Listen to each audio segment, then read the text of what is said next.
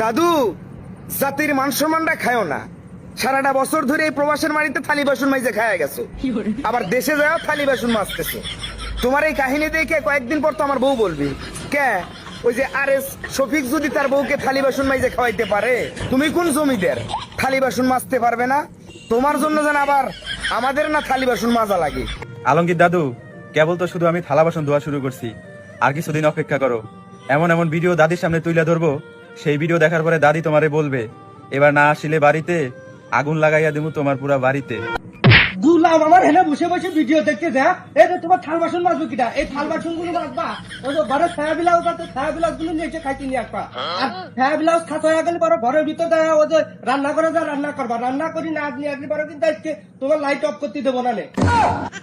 এই নাও ধরো।